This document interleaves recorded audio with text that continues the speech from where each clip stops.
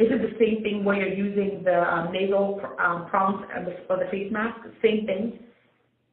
Yes, but they don't provide that, right? That's not what they provide. They Okay, provide so you provide, so what do they provide? Just the cylinder? Correct, and the regulator. And the regulator, okay. And so how are they different from Air Liquide? Okay, so cheaper. So explain that to me a little bit, right?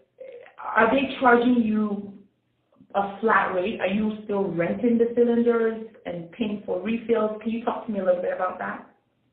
Yeah, so the methodology of why they're cheaper is because the cylinder cost, the rental of the cylinders is pretty much standard. It's the same amount of metal, it's the same amount of cylinder. The difference is how much the gas costs.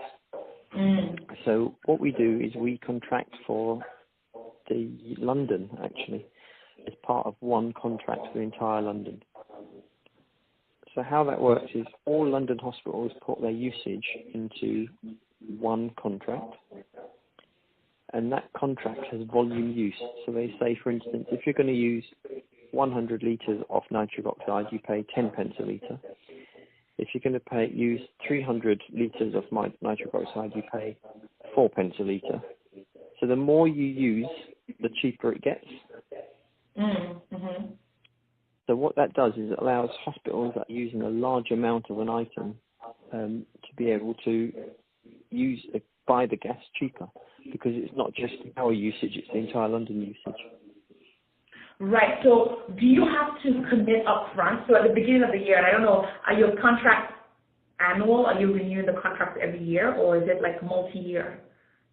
It's multi-year. For BOC, I think it's a 3-year contract.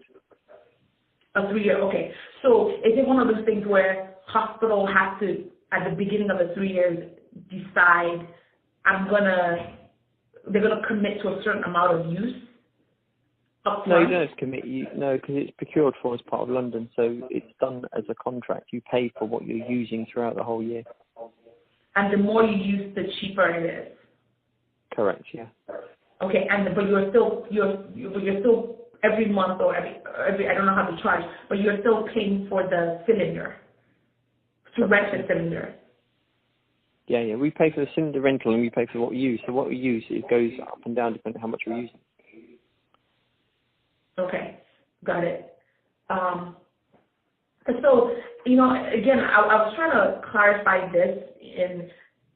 I'm thinking regulator is the delivery system, but I want to clarify. Again, I want to understand, you have the cylinder, right, of gas. Yeah. Imagine you have a cylinder of gas and you have your patient on the bed. How are you getting the gas from the patient to from the gas to the patient? Is it the regulator that does that? No. Well, the regulator regulates the amount of gas coming out of the cylinder. That's all it does. So the regulator is just showing the amount of gas that's coming out. Yeah, you know how I don't know how to describe it. You're going back to your barbecue. Your barbecue's got barbecue tells you how much gas is in it, right? Yes. Mm-hmm. So that's basically what a regulator does. It regulates how much gas is coming out of the cylinder. Okay.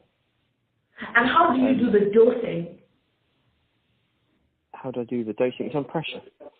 So it's on the regulator. It tells you how much you want to give the patient. Also, you can adjust the regulator. Correct. The regulator is a pressure bar. So it tells how much pressure. What it does, it measures flow per hour. Sorry, say this again? The cylinders are pressurized, so it's got a set amount of pressure in the cylinder. Yeah. What you're adjusting with the regulator is how much oxygen is leaving, or say how much nitric oxide is leaving that cylinder per hour, per minute. Mm-hmm. It's like a tap. The more you turn it on, the more water you get out. It's the same thing with the regulators. The more you open it, the more nitric oxide is coming out of that cylinder. Okay, so